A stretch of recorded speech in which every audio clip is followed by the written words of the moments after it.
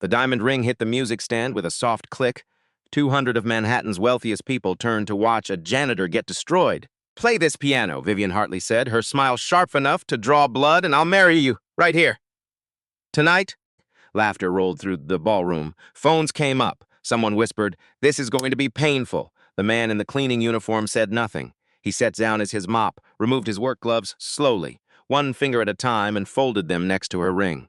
Then he sat down at the $186,000 Steinway and played it wrong, badly wrong.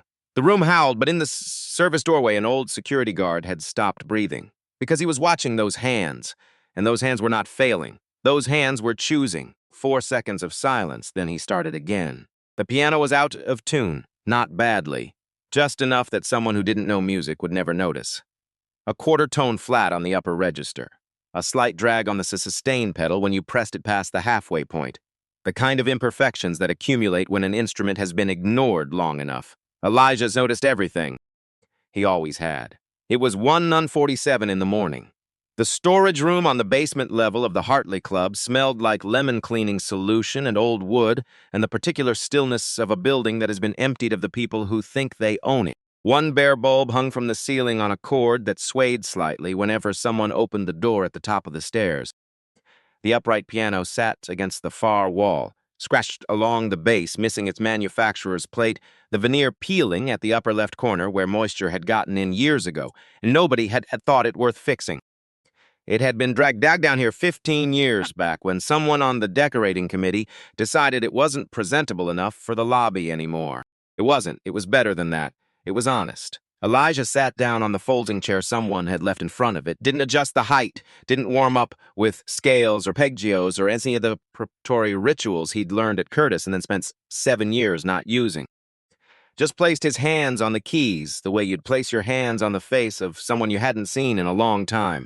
Carefully, like you were testing whether they were still real. Then he played Chopin, Ballade No. 1 in G minor. The opening came out soft, a single C melody line in the right hand, each note placed with deliberate space around it. Not hesitant, precise. There is a difference between hesitation and intention, and anyone who truly listened would have heard the difference immediately. The melody asked something. Not of the room, of whoever was inside the music paying attention. The sound filled the storage room and moved through the shelving units, stacked with cleaning supplies and folded linens and cardboard boxes of per napkins, and the 6 brooms that maintenance kept meaning to throw out and never did. It bounced off the concrete wall at the back and came around again, layered on itself the way sound does in a small space with a low ceiling.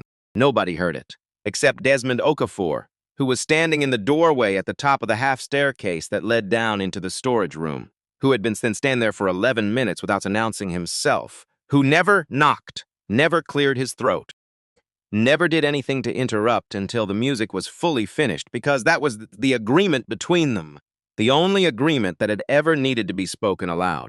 Desmond was 67 years old.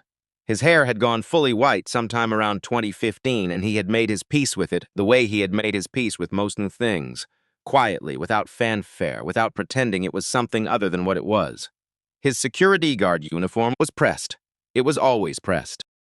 Even at 2 in the morning in a basement where nobody would ever see it.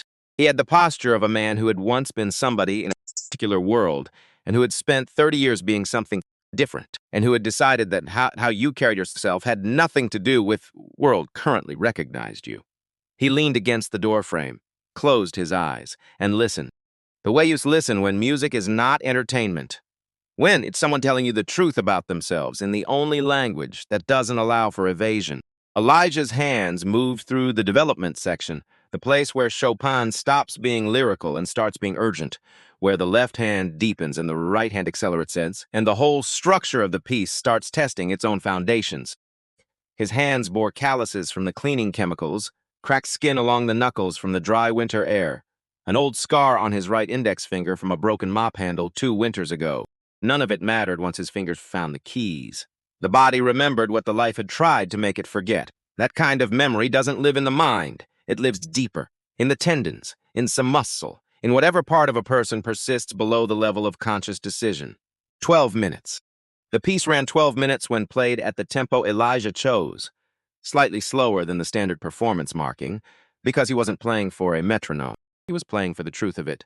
When the last chord decayed, I sat with his hands still resting on the keys, not moving, just breathing, letting the room return to itself. Desmond didn't applaud, never did. Applause felt wrongs in a space this size, this undeceived, he said from the doorway, quietly. Same time Thursday?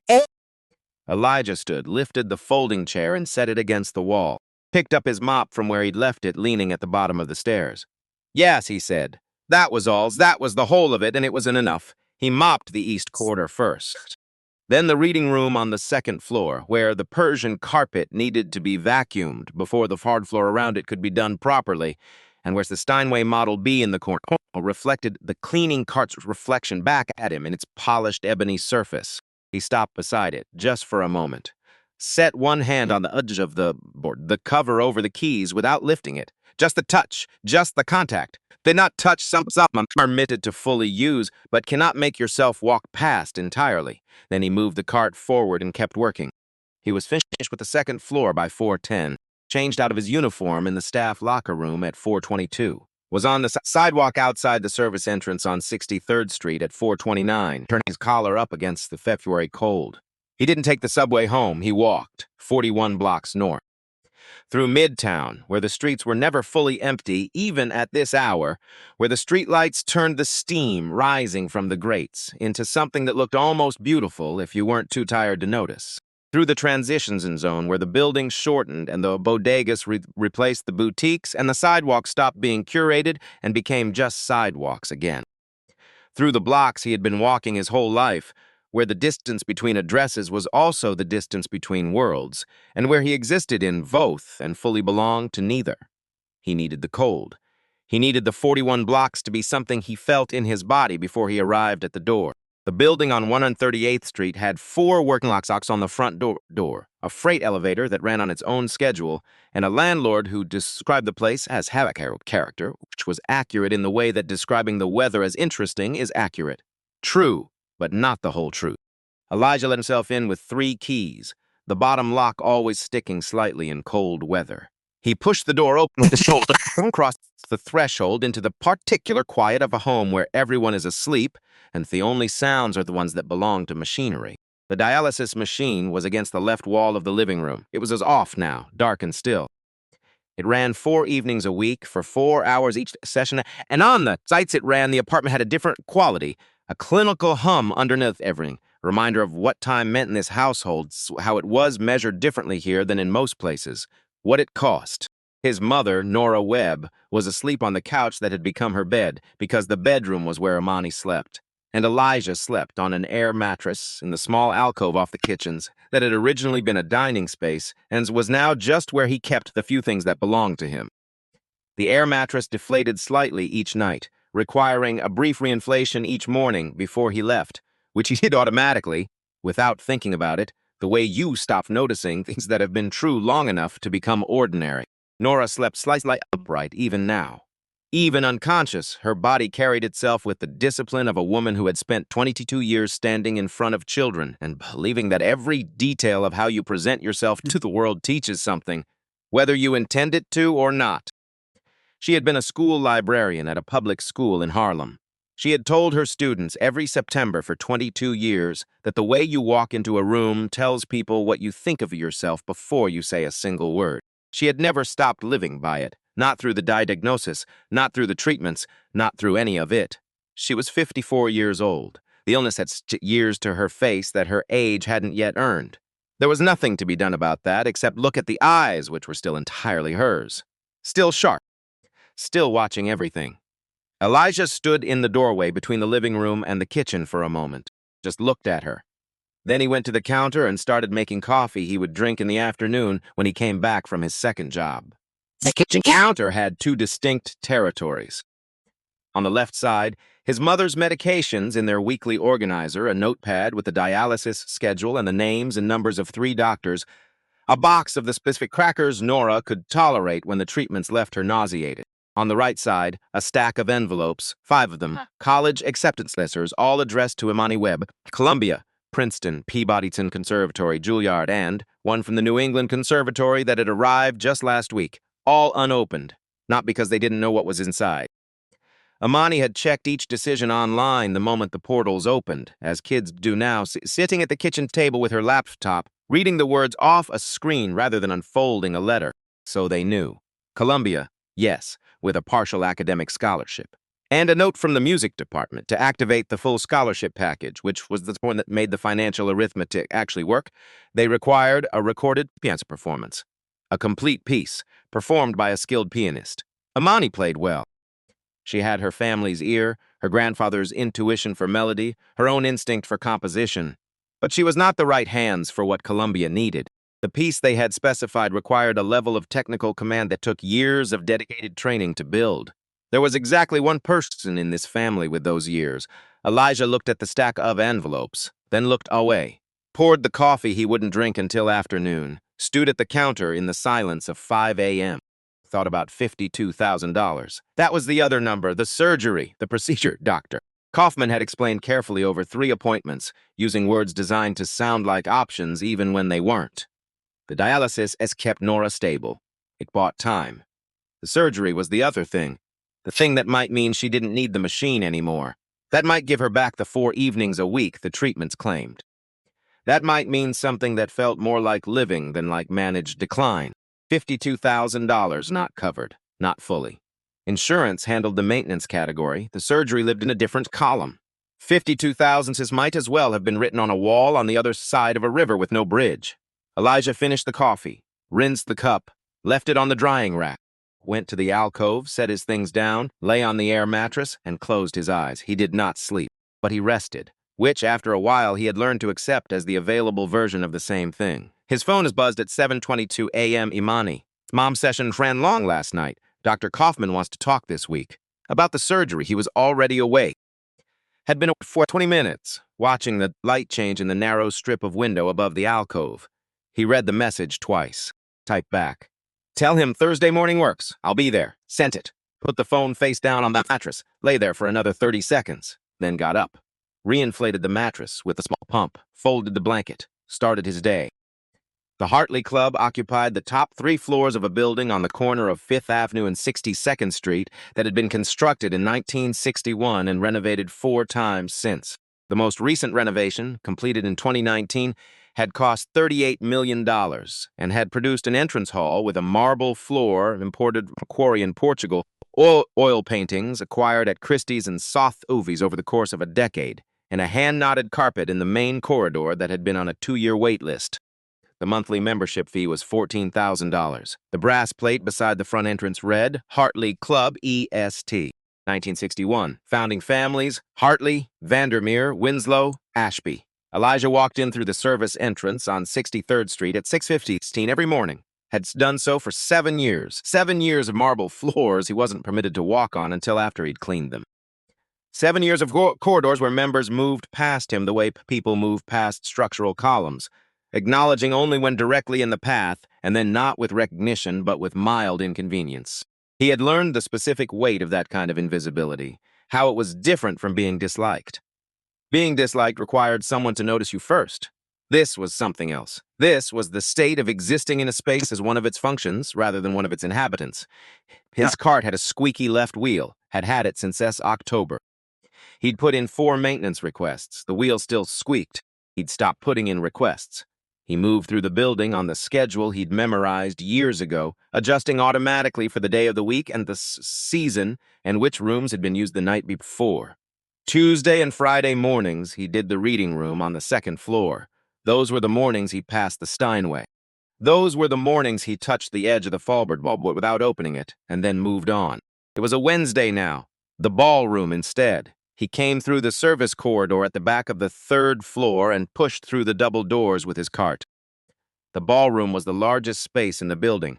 30-foot ceilings, 3 crystal chandeliers, a floor of white marble with black inlay that required 45 minutes to clean properly and showed every scuff within an hour of being done. 2 men from the events team were in the room, arrived, maneuvering the concert Steinway, the Grand, the Model D, storage for formal falls occasions in position beneath the central chandelier. "What's tonight?" Elijah asked. One of the men looked up. "Hartley Pharma Gala. 200 guests. Invitation only. Big one. Always is with her." The man adjusted the piano bench by 2 inches, stepped back, looked at it, moved it 1 inch the other way. "You're on overnight cleanup after the event, by the way. Shift extension. They posted it this morning." Elijah nodded. He looked at the piano, at the sheet music already placed on the stand, set there decoratively, he understood, because no one was scheduled to perform tonight. It was there the way the flowers were there, and the way the paintings on the walls were there. Atmosphere. Evidence of culture.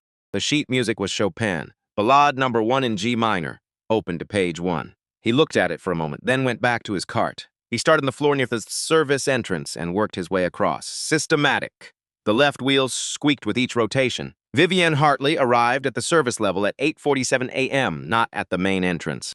Her property manager had called ahead about a heating issue in the event's storage corridor, and she had come directly from a breakfast meeting across the park, heels on the service elevator floor, moving through the parts of the building that members didn't see, because she was not squeamish about infrastructure. She knew how the place worked. Knowing how things worked was, in her view, the only way to actually own them. She was 42 years old. She had inherited Hartley Pharmaceuticals at 31 when her father, Gerald Hartley, died of a stroke at his office desk on a Tuesday afternoon in November 2003, which was the kind of death that the people who worked for him said was exactly what he would have wanted, and which Vivian, who knew him better than they did, understood was simply what the work had eventually taken. She had been 24. She had buried him, settled the estate, and assumed the CEO position without pausing in between, because pausing felt like eating something she wasn't prepared to concede. She had doubled the company's revenue in the 9 years since.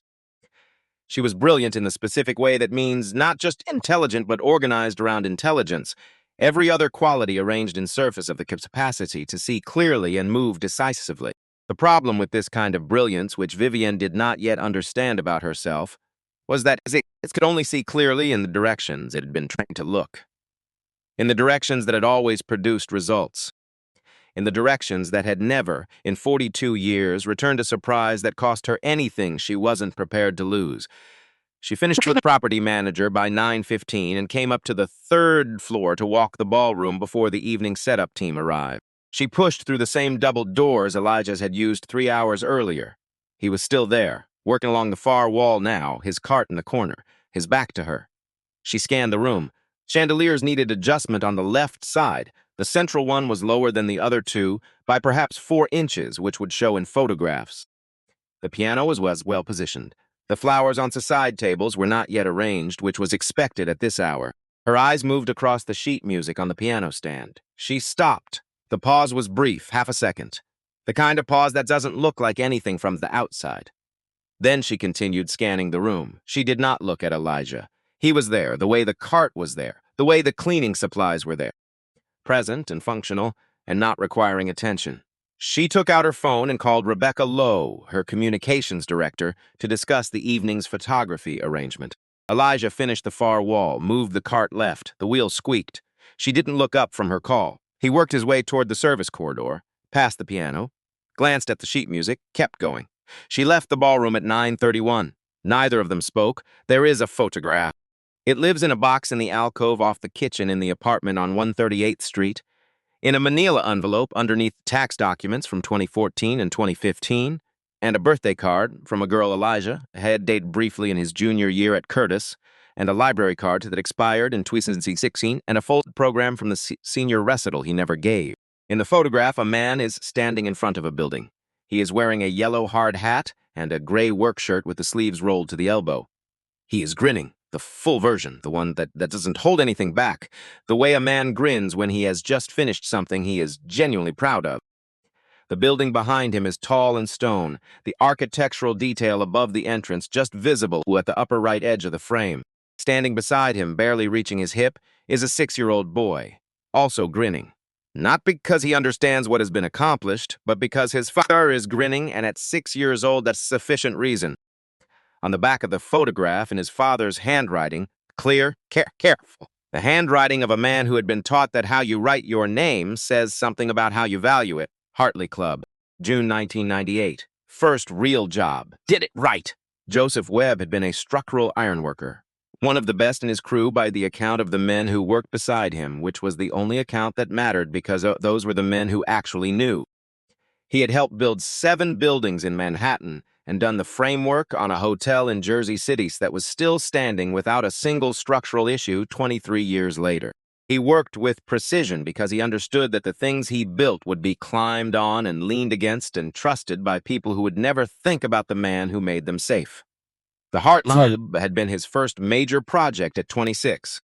He had come home the evening the job was certified complete with the photograph and a bottle of ginger ale. He didn't drink, had never drunk, and sat at the kitchen table with Nora and talked about the building for 2 hours.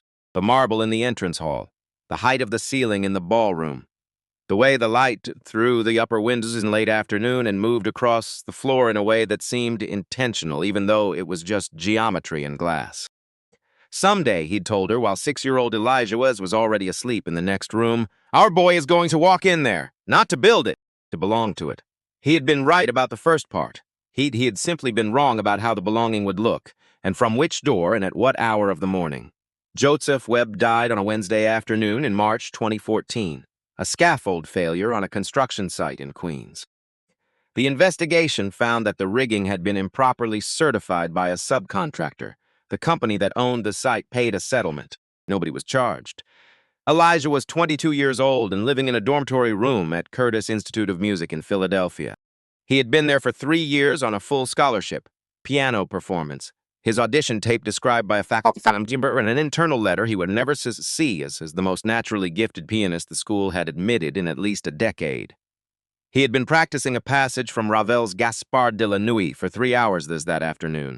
Had just gotten it right, finally the way you get something, right when you've been close for days, and then suddenly the gap closes.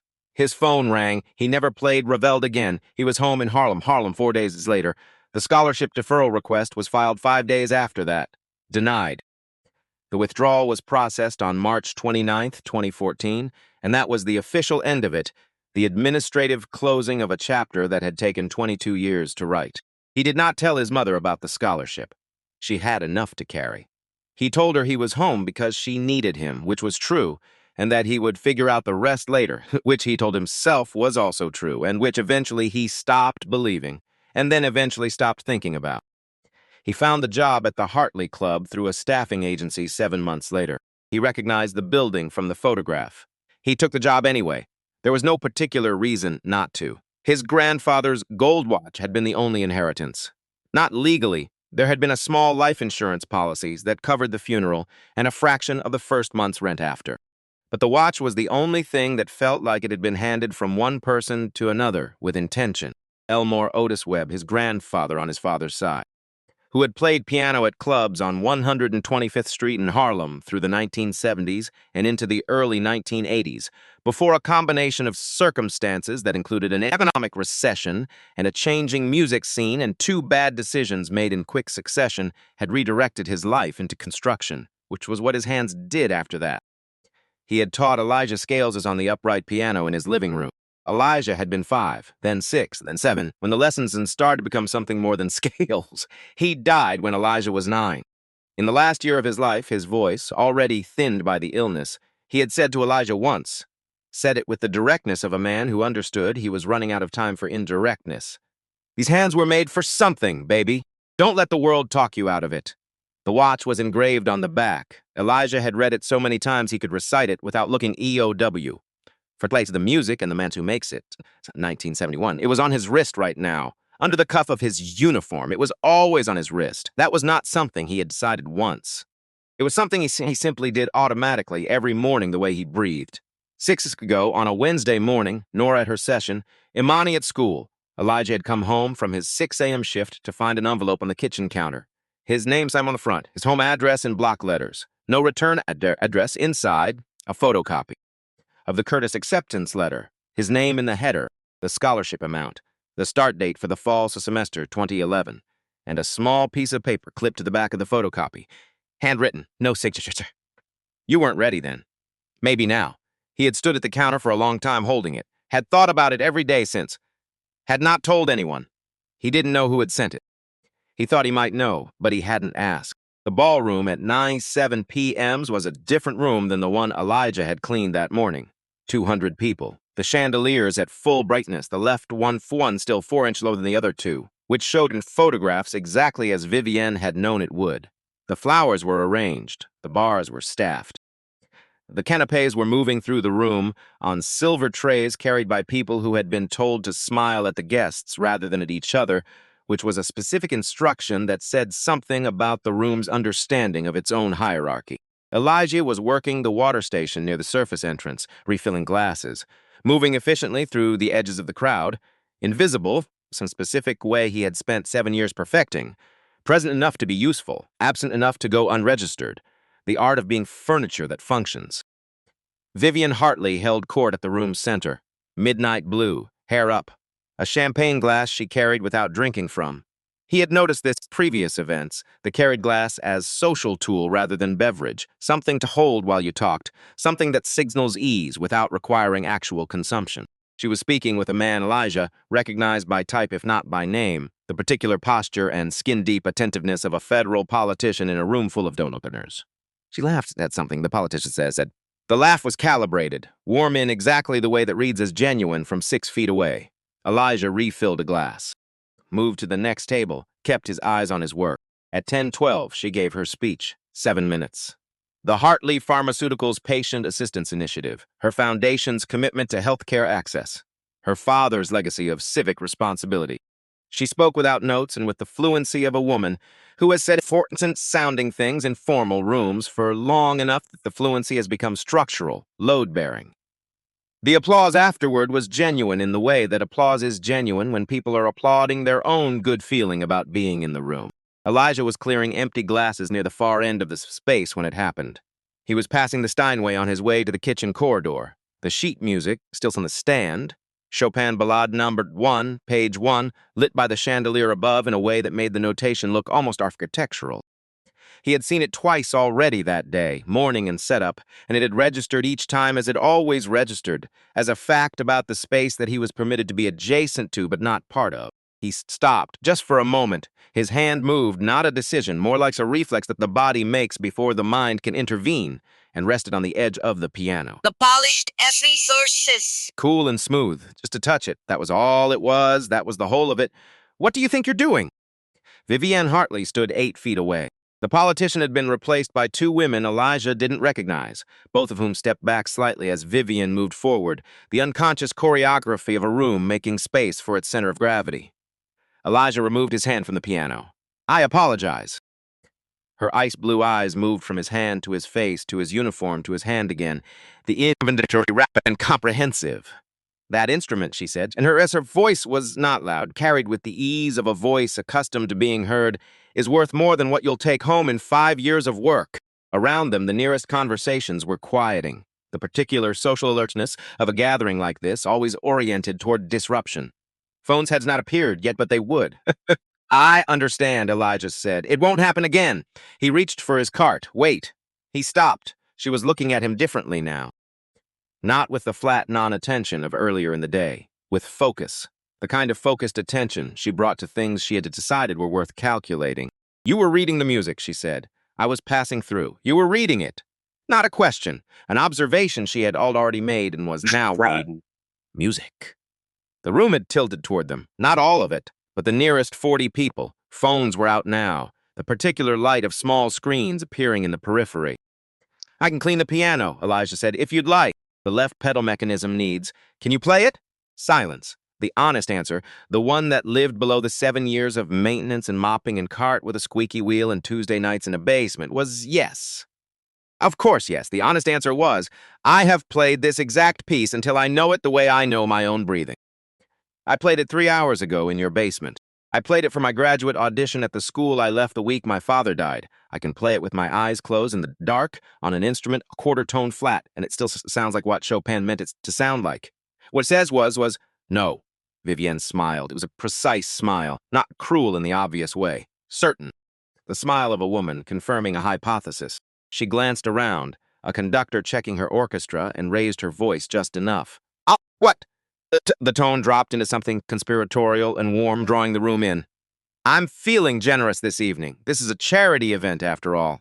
She reached into her evening bag and produced a ring. Diamonds considerable, the kind of stone that is worn as a declaration rather than an ornament. She crossed to the piano and set it on top of the music stand with the deliberateness of someone placing a chess piece. If you can sit down at that piano and play even the opening page of that piece, laughter, I will marry you. Laughter. Not mean, or rather, mean in the way things are mean when they've been made to feel like fun. The laughter of people being invited to enjoy something at someone else's expense and accepting the invitation. Woman near the bar. Vivian, you absolutely cannot. I absolutely can, Vivian said, turning the warm smile outward. Sharing it. I keep my word. Ask anyone. Back to Elijah, the smiles an unchanged. There's the ring, darling. All you have to do is earn it. More laughter. Louder. Someone near the back of the room let out a short whoop of delighted anticipation. Elijah stood very still. Inside him, several things were happening simultaneously. Walk away. You have nothing to prove here. You have Nora's surgery and Amani's Columbia letters and a dialysis machine in your living room, and not one thing in this room changes or improves based on what you do in the next 60 seconds. So just set the cart down and move towards the service corridor and let this be what it is. And his grandfather's watch pressed against the inside of his wrist. Warm, constant, the way it always was. These hands were made for something, baby. He thought about Desmond. Not about the particular thing Desmond had said tonight, because Desmond wasn't yet, but about the way Desmond's listened in a doorway, about what it felt like to be heard by someone who understood what they were hearing. He thought about the question that Desmond had said Chopin was asking in the development section, in measure 166, the one he stopped going around, the one he just hit. He looked at Vivian Hartley. She was entirely confident. Not performing confidence, actually confident, in the way that comes from never having been surprised by someone she'd already categorized. All right, Elijah said, quietly. But it carried. The laughter dropped. Vivian blinked. One blinks, small and fast, the only evidence of something she hadn't anticipated. I beg your pardon? I accept. He held her gaze. When I'm finished, I expect you to honor it. Something moved across her face. Gone before it could be identified. She stepped to the sides and gestured toward the bench, the gesture of a woman who is still certain she is about to win, and is deciding to let it play out because the outcome is not in doubt. Elijah set his carts aside. He removed his work gloves, slowly, deliberately, folded them once, set them on the piano's edge next to the ring on the music stand, sat down, 200 people watching, the phones fully visible now, oriented toward him. Rebecca Lowe, Vivian's communications director, already filming with the focus of someone who has recognized that this is content. Elijah placed his hands over the keys and played. The opening notes came out wrong, timing off in the left hand. A fumble on the third measure that even people who had never heard Chopin in their lives could hear was a fumble. An obvious hesitation. Then a wrong note in the fifth measure, not close to right, the kind of error that makes a room wince. The laughter came back. Warmer than before, relieved almost. The crowd settling back into the story it had expected. Vivian's smile returned. She adjusted the diamond bracelet on her wrist without looking at it, the gesture of a woman returning to her comfort. Desmond's Okafor appeared in the service doorway on the far end of the ballroom. He had been on the upper floor making his rounds when something, the changed quality of the noise from the ballroom below, the particular frequency of a gathered around something, had pulled him down here. He came through the service door and took up his position against the wall. He looked at the man at the piano, at his hands. And what he saw in those hands made him stop breathing. Because those hands, the set of them, the angle of the wrists above the keys, the way the fingers were placed even in the deliberate mistakes, those were not the hands of a man who couldn't play. Those were the hands of a man who was choosing in real time, with full awareness of what he was doing, what the next 6 things were going to be. Elias stopped, sat with his hands in his lap. The laughter softened, the room giving him the gracious exit it assumed he needed. 4 seconds passed. Then he placed his hands back on the keys, adjusted his posture, the small, precise adjustment of someone taking their actual seat rather than a temporary position. Drew one breath and started again. From the beginning, the real beginning, the first note landed differently. Not louder, not more technically correct in any way a recording could measure. Just different in the way a room feels different when someone walks into it who actually belongs there. Same air, same walls, everything changed. Elijah played the opening of Chopin's Ballade No. 1 in G minor. The single melody line in the right hand came out quiet, unhurried. Each note placed with the specific patience of someone who knows exactly where the note belongs and is not performing the knowledge, just using it. The kind of playing that doesn't lean to the audience, that doesn't ask for anything, that simply opens a door and stands back.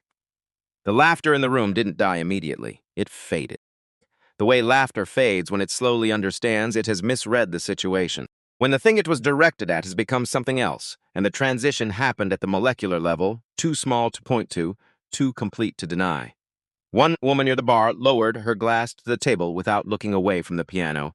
A man mid-conversation let his sentence trail off unfinished. The senator's wife put her hand on her husband's arm. He didn't look at her. He was already listening. By measure 4, the room was silent, not the managed silence of people performing attentiveness at a cultural event, the involuntary kind, the kind that happens below intention. When 200 people simultaneously forget to maintain the social performance of themselves and simply become an audience in the oldest sense, people in the presence of something that is happening, and to which their only available response is to receive it. Vivian Hartley stood 3 feet from the piano. Her champagne glass was still in her hand. She had not moved. She was not looking at the sheet music. She was not looking at the ring on the music stand. She was looking at his hands. At the way the wrists floated above the keys with a looseness that was the opposite of what it looked like.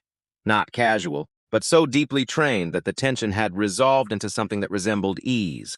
The calluses on his fingers, the scar along the right index finger, the old gold watch below his left cuff, catching the chandelier light with each small movement of his arm. She chewed this.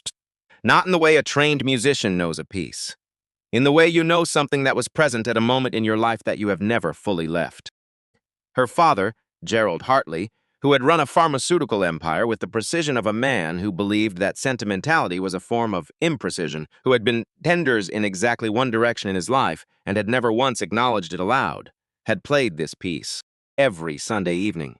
In the study of the family's house in Greenwich, at the Bosendorfer that had belonged to his own father and that he'd had restored twice and would never sell. He played it imperfectly, with the earnest effort of a man who had come to music late and loved it without technique. He played the opening section slowly, working through the same passages every week, getting incrementally closer to something he could hear inside the music but never quite touch. Vivian had been 11 years old the first time she sat on the stairs outside the study and listened through the closed door. She was 24 the last time. He died in November 2003.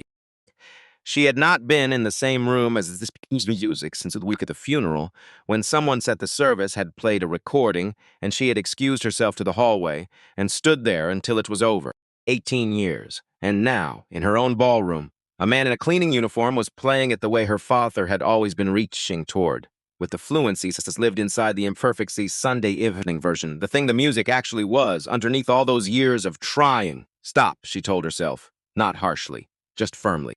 The internal voice she used in boardrooms when emotion threatened to complicate something that needed to remain clear. This is not about him. This is not about you. This is a situation that has developed unexpectedly and you need to be thinking about. The developments began. She stopped telling herself anything.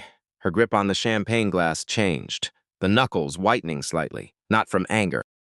From the effort of standing still inside something that was moving her. Because this specific music in this specific room, coming from those specific hands, was doing something she had spent 18 years making sure nothing could do. It was opening the study door, and her father was at the piano. And she was 11 years old on the stairs, and there was nothing in her considerable arsenal of composure that was adequate to the situation. She stood and let it happen. Because there was nothing else available to her. The development section of Chopin's Ballade No. 1 is where the piece stops being lyrical and starts being necessary, where the delicate opening melody is put under pressure and the question it was asking gets asked harder. The left hand goes from soft bass to something thunder foundational, the kind of bass that you feel in the sternum before you register it in the ear.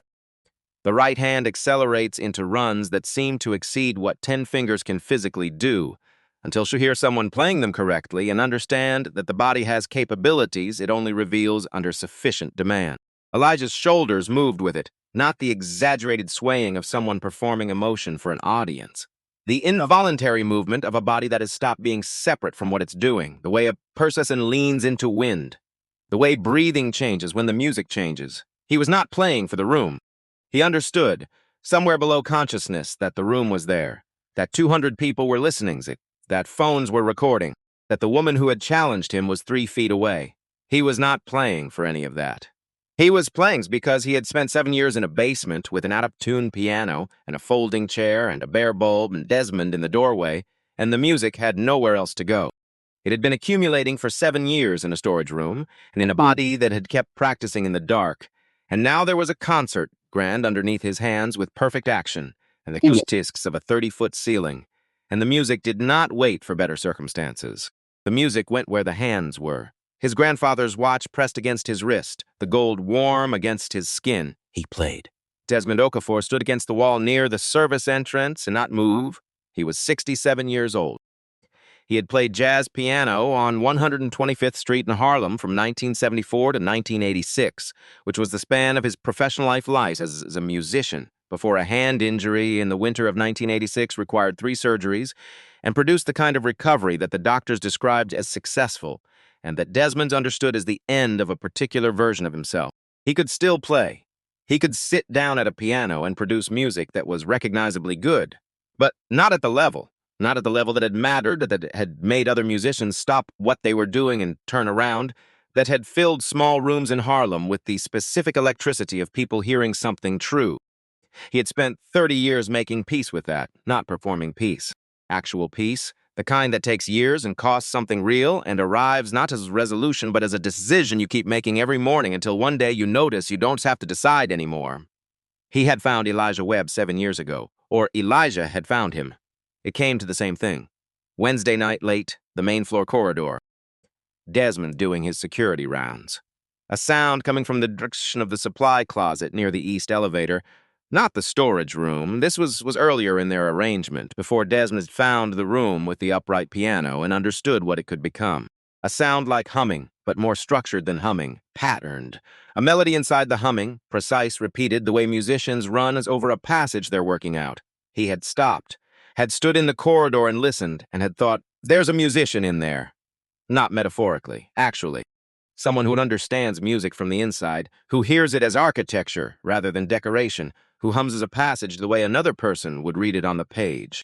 He had knocked on the supply closet door. Elijah had opened it, mop in hand, the look of a man caught doing something he assumed he wasn't supposed to be doing. Desmond had said, Desmond. Desmond. It was Monk. Round midnight, the bridge section. Silence, Desmond. Desmond, come with me. He had taken him down to the storage room, to the upright piano with its peeling veneer and missing manufacturer's plate. Had opened the fallboard and stepped back. Elijah had looked at it for a moment, sat down, had played 4 bars of something Desmond didn't recognize at first and then did. The opening of a Brahms' intermezzo, Op. 18, played from memory with the ease of someone recalling a song they'd known since childhood. Desmond had said nothing. That was 7 years ago. Now he stood against the wall of the ballroom and listened to those 7 years coming out of a Steinway Model D under a chandelier in front of 200 people in formal wear, and he felt the particular complexity of a man watching something he helped tend step into its full size. Not his, never his, but not nothing to do with him either. He put his hand flat against the wall, just to have something solid. Because the playing was extraordinary.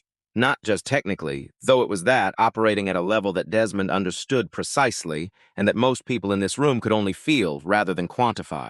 It was extraordinary in the way that happens when technique and necessity arrive at the same moment in the same hands, when what a person has trained to do meets what they actually need to say. When those two things align, the music doesn't sound performed. It sounds found, like it was already there and the pianist simply uncovered it.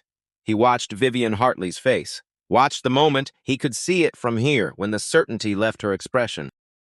When the architecture of the evening she had built in her mind encountered something it had not accounted for. He watched her grip on the champagne glass change, the knuckles. See, he had seen that look before, in different rooms, on different faces. It was the look of someone whose internal map has just stopped matching the territory. At the far end of the room, Rebecca Lowe's phone was shaking, not from movement, from the number on the screen.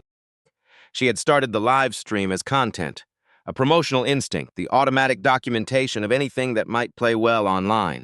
She had expected 10 minutes of awkward fumbling and a witty exit line from Vivian and a clip that would fit 15,000 views and reinforce the narrative of Vivian as someone with a cutting sense of humor. She had not expected this. The viewer count had moved past 40,000 while she was still trying to understand that it was moving. Now she watched it climb in real time, 50, 60, 70,000. And she understood with the specific dread of a communications professional recognizing a narrative she didn't write and cannot control, that this was no longer a gala story. This was something else. She kept filming because stopping now would be absurd. But her hands, holding the phone, had gone cold. The cadenza arrived. In performance terms, the cadenza of Balazaza number 1 is the passage that reveals whether a pianist is playing police or living inside it. It is technically demanding in the specific way that means the conscious mind has to step back entirely and let the body do what the body has been trained to do, because the passages move fast than deliberate thought can manage.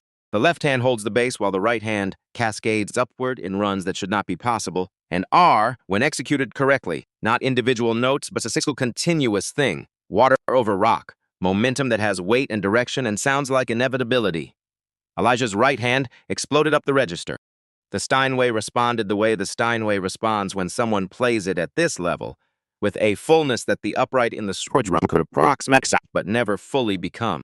Each note rang clean and present, stacking into runs that dissolved into pure motion. His left hand went deep into the bass octaves, the successions resonating up through the piano's body, through the bench, through the floor, into the feet of everyone standing close enough. Someone near the center of the room said something. Whispered, barely audible, but in the silence that had settled over 200 people, the whisper reached the walls and came back. Oh my God, that was all. Then silence again, because no one wanted to be the one who broke what was happening. Count Alexander Nefak was sitting in a chair near the right side of the room. He was there as the guest of a pharmaceutical executive whose name he would later be unable to recall. He was 70 years old and had spent 60 of those years attending concerts. La Scala, Carnegie Hall, the Concertgebouw in Amsterdam, the Musikverein in Vienna. He had applauded artists whose recordings were now in national archives. He had sat in the presence of playing that redefined what he thought the instrument could do. He leaned forward in his chair. His wife beside him touched his arm. He didn't look at her.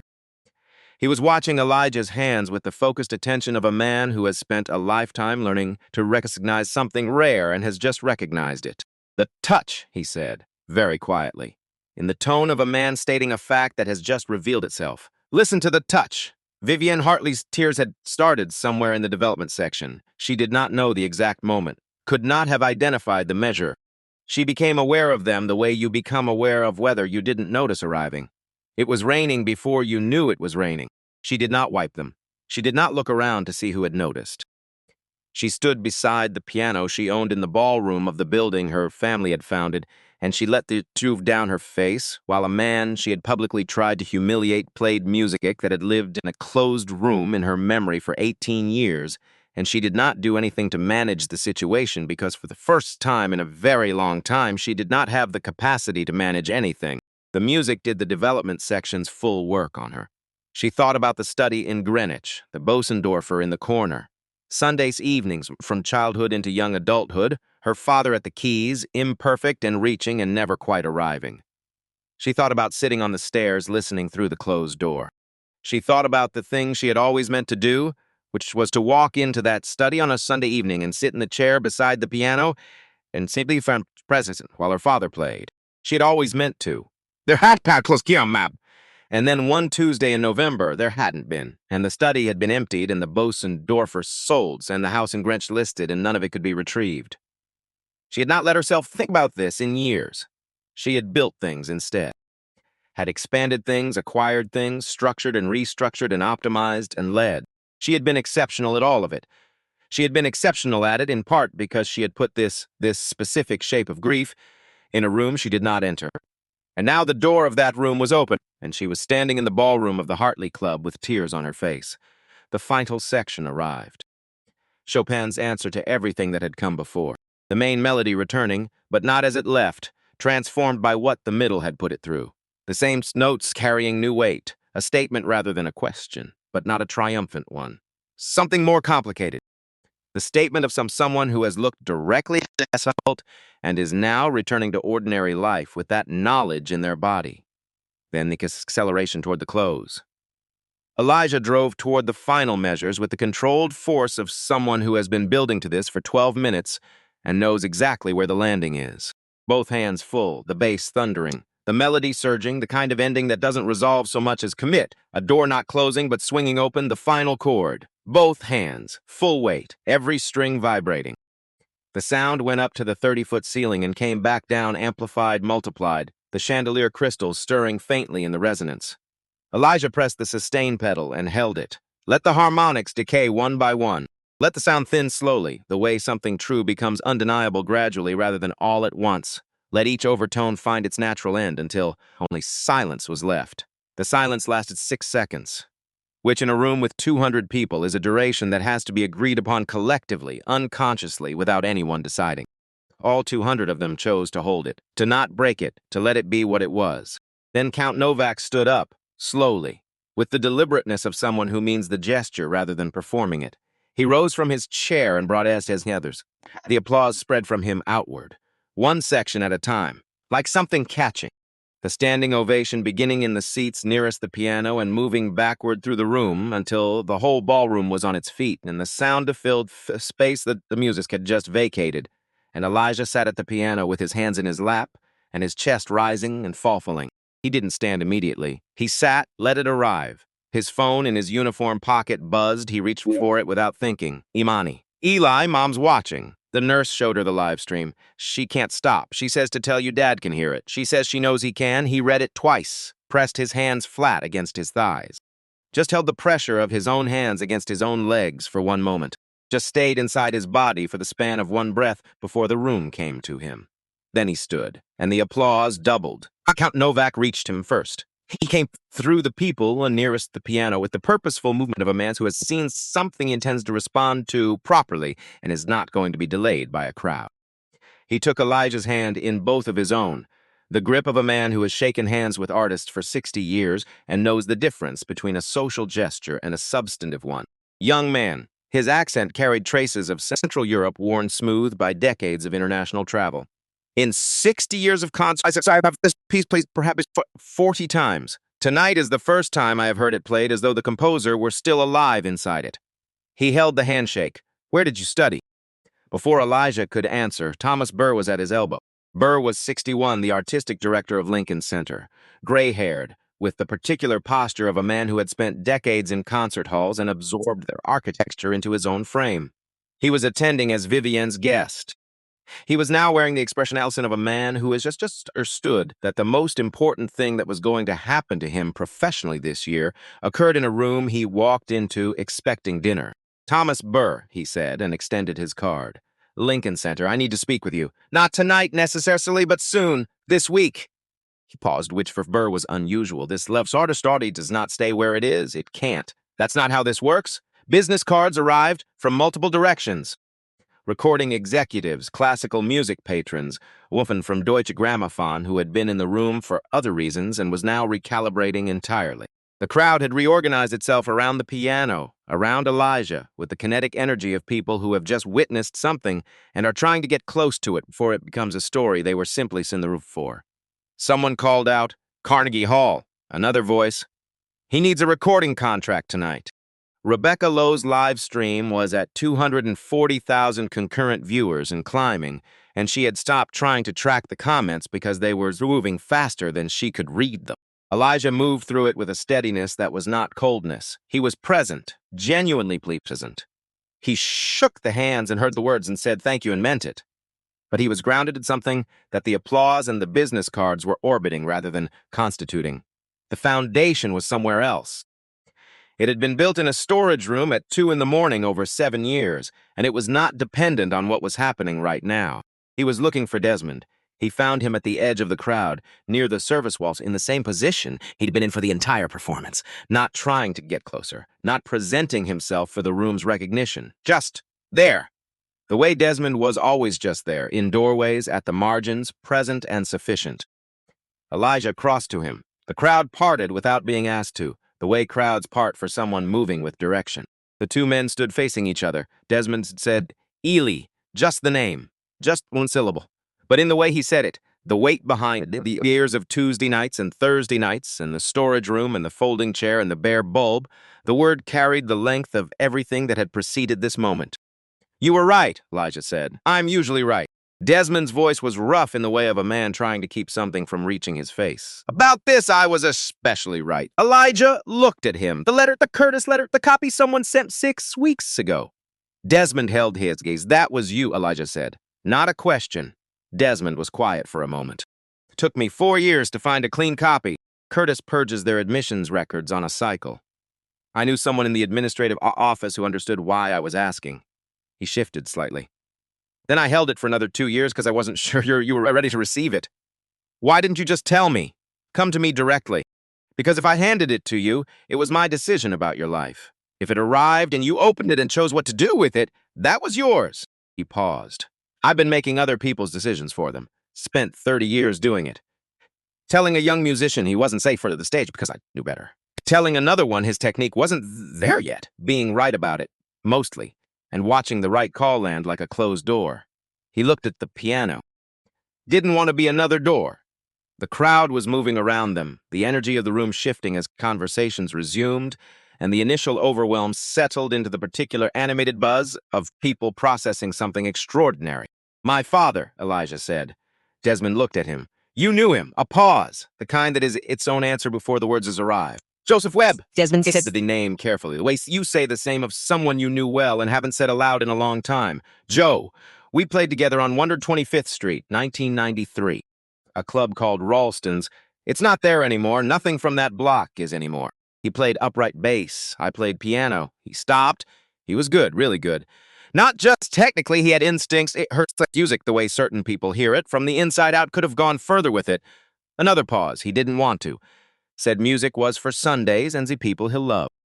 That he wanted to build things that would last. Elijah said nothing, just listened. He talked about you. You were 3-4 years old. He'd pull out his phone and show me a picture. This serious little kid, big eyes, this a toy cord like he was doing real work. Desmond's expression changed, something moving through it that he kept contained but didn't fully hide. I didn't know you were the same person. Not for 2 weeks after I found you in that corridor. Then you mentioned your father's name one evening, and I went home and sat with it for a long time. Why didn't you say anything? Because you were grieving, and because what I had to give you wasn't information about your father. It was time, and a piano, and someone in a doorway who wasn't going to leave. He looked at Elijah directly. That was what I could do, so that's what I did. The room continued its noise around them. Elijah looked at his grandfather's watch, ran his thumb across the face of it. Then he looked up. Same time Tuesday, he said. Desmond's faced something complicated and private and real. Different piano? Now, he said. Same time, though? Same time, Desmond said. Yeah. Clifton Marsh found Vivian near the back of the room. Clifton was 70. Old money in the Manhattan sense. Not loud, not recent, not requiring explanation. He had been on the Hartley board for 15 years. He had known Gerald Hartley. He knew things about the Hartley family history that lived in documents rather than conversations, and he was precise about the difference. He stood beside Vivienne and looked at the room. Not at her, at the room, at Elijah, surrounded by people extending business cards. The Harlem Community Music Initiative, Clifton said. Conversationally, neutrally.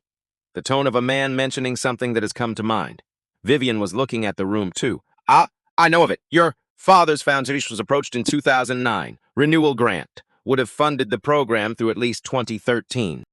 He took a small sip of his drink. The application included enrollment lists, student profiles. He paused. A 17-year-old named Elijah Webb appears on that list. His instructor's notes described him as the most gifted student the program had enrolled in its 5-year history. Viviency was still? Your father declined the grant. Budget reallocation, the decline letter said. Clifton finally looked at her. Not accusingly, simply directly. The look of a man who has decided that precision is more respectful than softness. The program folded 18 months later. He paused once more. Without that program, there's no documented record of his ability, no institutional support for a Curtis application, no safety net which his circumstances changed. He set his glass down on the nearest surface. I'm not drawing conclusions, I'm telling you what the documents say. He walked away. Not dramatically, just. Done saying what he'd come to say. Vivian stood where she was. The room continued around her. Conversations, laughter, the resumed noise of a gala that had been interrupted by something and was now finding its way back to itself. Rebecca Lowe was across the room, still filming, now capturing the reactions of various guests. Count Novak was speaking with someone who appeared to be writing things down, Vivian looked at the ring on the music stand, at the work gloves folded beside it. She thought about the difference between the ring and the gloves, what each of them represented about the person who had set them down. The ring was hers, a possession, chosen for what it communicated, worn as a statement of position. The gloves were his, a tool, worn for protection, set aside with the same care that she'd watched him fold them, which was the care of someone who does not take their tools for granted because they know what the work costs. She picked up the gloves, held them, set them back down, exactly where they had been. Then she walked steadily out of the ballroom. She needed a room that didn't have 200 people in it, just for a few minutes, just long enough to put herself back in order. Though she already understood, somewhere below the part of her that was still trying to manage the evening, that the order she was trying to return to was a different order than the one she had walked in with. That something had shifted in the architecture. That some things once seen cannot be unseen, regardless of how efficiently you organize yourself around them. Elijah's phone buzzed again. A number he didn't recognize. He stepped away from the nearest cluster of people and read the text. Mr. Webb, Thomas Burr, Lincoln Center. I know he just spoke, but I want to be direct before the evening moves on and I lose you to other conversations. I'm extending a formal invitation. Artist residency, debut recital, full institutional support. The slot, the resources, the stage, whatever shape you want to take after that, we can discuss. Please call me tomorrow, whatever hour suits you. I will be available. He read it once. Read it again. Stood with it. Lincoln Center, his whole life, the part of his life that had existed before wanting things, became a luxury he'd set aside. Lincoln Center had been a building where he held a mop. He had cleaned its lobbies and its rehearsal corridors and the backstage areas where musicians left their cases and their water bottles, and occasionally their nerves before going out to play to audiences, who paid more for a single ticket than he made in a shift. He had mopped those floors carefully, had taken the work seriously, had understood that the building didn't care who cleaned it, and he had cleaned it as though it did. Now it was sending him text messages. He should feel something uncomplicated about this. Triumph. Relief. The satisfying narrative closure of a man who has been in the right place for the wrong reasons, only finally arriving at the right place for the right one. He felt something, real and large and not simple, but he also felt the dialysis machine in the living room on 138th Street, the stack of envelopes on the counter, the $52,000, his mother's face in a hospital bed watching a live stream on a small screen. He felt Desmond somewhere behind him in the uniform that was always pressed, with the hand that had known how to play piano before it didn't anymore, who had opened a storage room door 7 years ago because he recognized something in a corridor. He put the phone back in his pocket, looked at the room. Thomas Burr was near the piano speaking with Count Novak. The crowd was redistributing its initial density around the piano thinning as people returned to their conversations and their drinks and the social business that the gala had originally been organized around. Elijah walked to where Burr was standing. Burr turned when he approached. I got your message, Elijah said. Good. Burr's directness was its own form of respect. Are you considering it? I am. Elijah looked at him steadily. I need to ask you something first. Ask the debut. If we do this, I want real seats, good seats held for people from the community. Harlem, the Bronx, families, kids who play instruments, not the back rows. Not a symbolic gesture, good seats in the room properly. Burr held his gaze without answering immediately, turned the request over. That's a financial conversation with the board. I know. I'll have it. And one more thing. Burr waited. Front row. 5 seats. My mother. My sister. Desmond Okafor. He's the night security here. He's the reason this evening happened, and he needs to be in the front row in a suit, not a uniform. Elijah paused, and one empty seat. With the white roses on it, Burr was quiet for a moment that was not hesitation but consideration. The look of a man taking something serious. Done, he said. Elijah nodded. Then yes, he said. I accept. Burr extended his hand. Elijah shook it. And across the ballroom, through the crystal chandelier light and the resumed noise of 200 people finding their way back to the evening, Desmond Okafor watched from the service entrance. He had seen the handshake. He knew what it meant. He stood there for a moment, 67 years old, pressed uniform white hair, the posture of a man who has made his peace with most things, and he looked at the piano, at the ring still on the music stand, at the work gloves folded beside it. Then he turned and walked back through the service door. He had rounds to finish. Same as any other night, except not. Manhattan doesn't pause for revelation, doesn't slow its traffic or dim its streetlights because something true happened in a ballroom on Fifth Avenue. The city simply continues, trucks on the avenues, bodegas restocking, the subway running its roots beneath everything like a circulatory system that doesn't insult the sart about what it's fee-filling. Elijah walked home at 2:19 a.m. 41 blocks north. He needed the cold and the distance and the physical fact of pavement under his feet. Needed the transition from that world to his to be something he crossed on his own terms rather than something that happened to him in a cab or a train car. His phone had not stopped. The live stream had crossed 300,000 viewers before Rebecca Lowe ended it. By then, other recordings were moving through the internet on their own momentum, uncatchable. He turned his phone face down his jacket pocket and kept walking. He thought about Desmond saying, "There's Joe's voice," about sounds traveling through time in the bodies of the people taught by the people who made it. His grandfather playing piano in Harlem in the 1970s. His father playing bass on 125th Street in 1993. Desmond in a corridor in Tifu 14, hearing a 22-year-old hum Thelonious Monk while pushing a mop, and recognizing something. He stopped at 110th Street. An old man selling flowers from a cart at 2 in the morning because this was Manhattan and someone wasn't his seat. Elijah bought a white rose. Wasn't sure why, held it the rest of the way home. The apartment was quiet, Nora asleep on the couch. The kitchen light left on low. Imani's signal that she was waiting without wanting to make it obvious. She was at the kitchen table, laptop open, pajamas. She looked up when he came in. He sat down across from her, set the white rose on the table by between them. Desmond, dude, you dead. He said, "Went very still. Before we were born, they played music together. Dad on upright bass, Desmond on piano, a club on a 125th Street, 1993. He looked at the rose. Desmond recognized something in me 7 years ago in that corridor. Recognized it because he'd heard it before, in a different body. Imani's eyes filled. She pressed her lips together and breathed through it. "Okay," she said softly. They sat with it. The kitchen table that had been their grandmother's. The low light. The machine against the left wall. Imani reached across and put her hand over his. Then she opened her laptop. "I need to tell you something." The careful voice.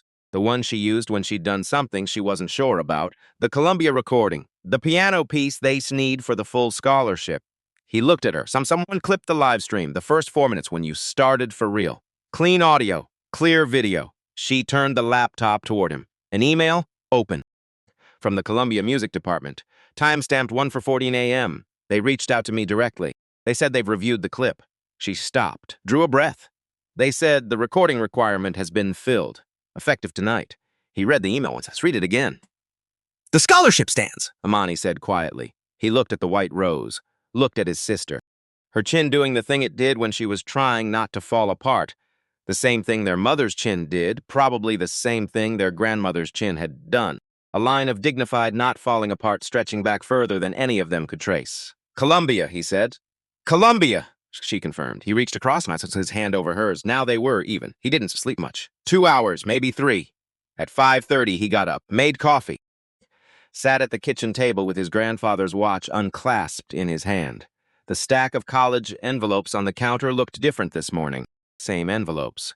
Different weight. The question inside them had been answered overnight. He read the engraving on the back of watch the way he had read it 10,000 times. Eco W. 4. The music and the man who makes it. 1971. Elmore Otis Webb, who had played piano on 125th Street and taught a 5-year-old where middle C was, and said these hands were made for something. Baby, in the thinned voice a man running short on time.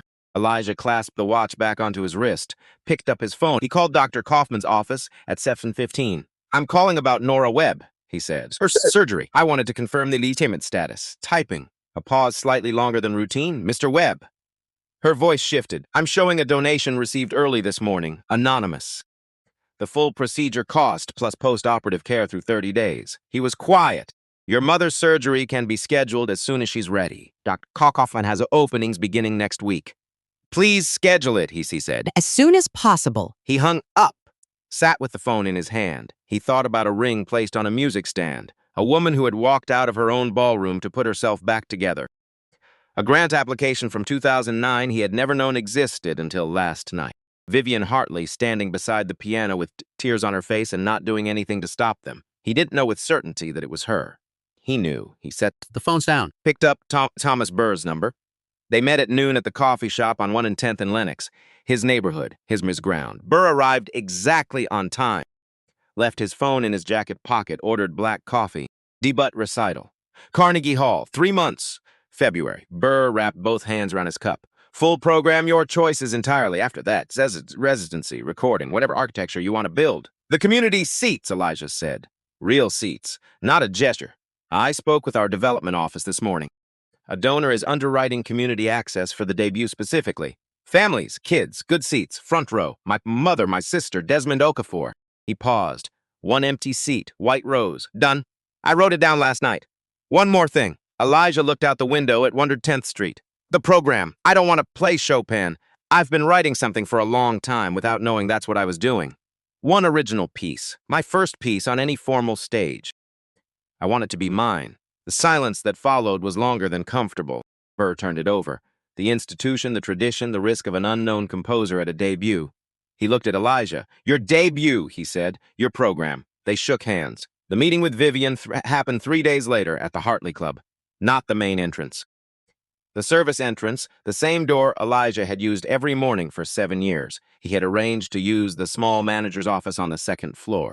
Narrow room, 2 chairs, a window looking out onto 63rd Street. She arrived 7 minutes later. Through the service entrance, dark wool coat, no visible jewelry except her watch, a folder under her arm. She sat down across from him. I'm not going to apologize, she said. He looked at her steadily. That's not. I know what I did was wrong. But an apology from me right now would be for my benefit, not yours. She held his gaze.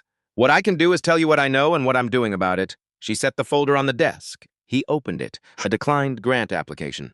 2009, Hartley Family Foundation. The Harlem Community Music Initiative, stamped decoupled in red. Below it, a list of 41 organizations, education programs across Harlem and the Bronx, each with a funding commitment signed 2 days ago. At the bottom, third from last, Harlem Community Music Initiative, relaunch. Full funding thing, 5-year commitment. He read through it carefully. The surgery, he said without looking up. I'm not asking you to confirm it. He looked up. I'm saying thank you. That's the whole of what I'm saying. She nodded once. Received it without deflecting. He closed the folder. My father built this building, he said. Something in her expression shifted, genuine, not managed. 1998. He was 26. He came home that night and told my mother about these ceilings, the light through the upper windows. He looked at the folder. He said some say his son was going to walk into this building and belong to it. Vivienne was very still. He was right, Elijah said. He had the door wrong. Outside the window, the Thursday morning street went about its business. A delivery truck, a woman with a stroller, the ordinary world. The debut, he said. Carnegie Hall, February. I'd like you to come. She was quiet for a genuine moment. Why? She asked. Because my grandfather said music is the only place where the room is actually equal, the person making it and the people hearing it. Same air, same sound. He held her gaze. I think you should be in that room.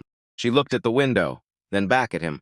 I'll be there, she said. She stood, picked up the folder, paused at the door. Mr. Webb, my father would have been in that room too if he'd understood who was going to be at the piano. A pause. He was still trying to learn, right up until the end. He never quite got there. She left. Elijah sat for a moment in the narrow office in the building his father had built. Then he stood, put on his coat, and walked out through the service entrance onto the street. February, Carnegie Hall, on a Tuesday evening. The cold outside absolute and clarifying, the kind that makes Manhattan look precise under the streetlights. 2,804 seats. Sold out. In the orchestra section, 3 rows of complimentary seats. Families from Harlem and the Bronx. A woman who taught piano at a community center and had received calls 6 weeks ago about a retroactively approved grant.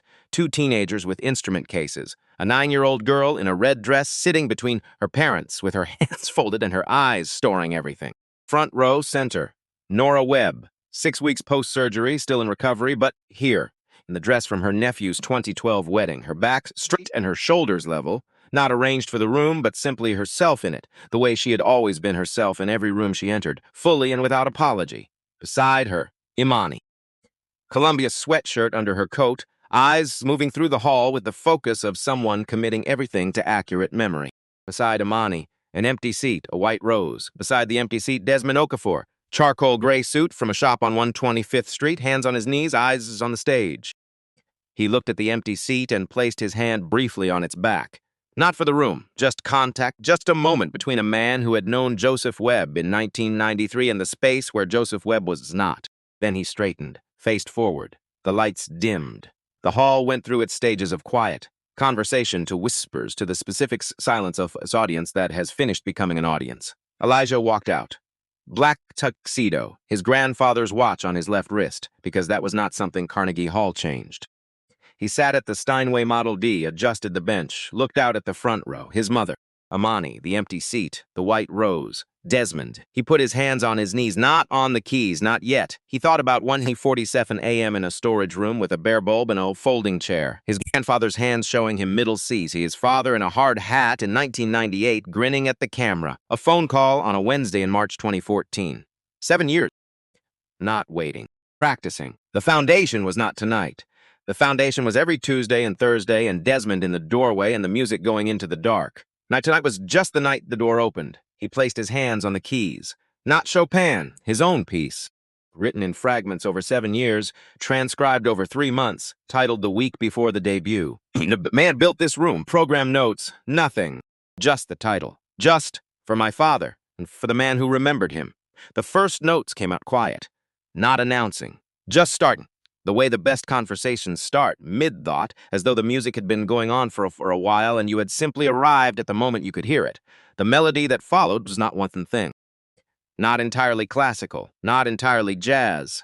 Curtis and Chopin and Bach and Monk and Davis and the Coltrane Desmond had played on a small speaker on Thursday evenings, and his grandfather's jazz in the 1970s, and his father's bass in 1993. And since 7 years of playing alone in the dark with no reason to be anything other than completely honest. All of it present, not as quotation, as inheritance. The hall went still, not managed stillness, the involuntary kind. In the front row, Nora Webb closed her eyes, not from tiredness, from the specific alertness that sometimes requires darkness to be fully received. Her son's music moved through her the way her husband had moved through her life. Quietly, completely, leaving everything it touched different than it found it. Imani reached for her mother's hand. Desmond looked at the empty seat, then at the stage. His face did something private and real that he would not have described and that anyone watching him would have understood completely. He had known Joe Webb in 1993. He was hearing Joe Webb's son now. 30 years between them. The music crossing that distance the way certain things cross time, changed by the passage, still recognizably itself. The 9-year-old girl in the red dress listened with her hands folded and something in her chest responding to something she didn't yet have language for. She reached for her mother's hand. The piece built, opened, deepened. 2 voices finding their way toward each other across the keyboard. Then the climax, both hands, full weight, the hall's acoustics multiplying everything. Then quieter, its melody simplifying, the left hand going still. The right hand alone, single notes descending. Middle C, baby. Everything else is just getting further away and coming back. The last note, single, clear, middle of the keyboard. Elijah held the pedal, let it ring, let it thin, let it go. 6 seconds of silence. A collective decision made by 2,804 people simultaneously without consultation to not break what was in the room. Then Desmond's hands came together. The applause spread from him outward, row by row, the hall rising in a wave until all of it was standing and all of it was loud and the sound was physical. Pressure as much as noise, felt in the chest. Elijah sat at the piano, didn't stand immediately, just sat. Let the applause arrive, let it be real. Then he stood, front row, his mother with both hands pressed over her heart, her face entirely open. Not the managed face, but the one underneath, intact and unhurt. Imani not trying to stop the tears. Desmond standing straight, chin level, hands still coming together, and the empty seat, the white rose. Elijah placed his right hand over his chest, over the watch, over his heart, just once. Then raised his eyes to the hall and bowed. The green room afterward was warm and full. Congratulations, handshakes, the energy of people who have been part of something and want to stay near it. Elijah moved through it genuinely, meant every thank you, every word, but his eyes were on the door. Nora came through on Imani's arm. Carefully, the recovery still setting pace, but here, upright, she reached him, put both hands on his face. Just held it. Just looked. The way a mother looks at a child when she sees everyone he's ever been, all at once. Your father, she said. 2 words, the whole of what needed to be said. Elijah covered her hands with his. I know, Mama, he said. I know. Later, much later, when the room had emptied, Elijah found Desmond outside on 57th Street. Standing on the sidewalk, hands in the pockets of the charcoal suit, looking up at the building. Elijah stood beside him. The city moved past. Cabs and pedestrians and the February cold, entirely indifferent to what had just happened inside that building. Manhattan is always indifferent. It is one of its most honest qualities. How do you feel? Desmond said.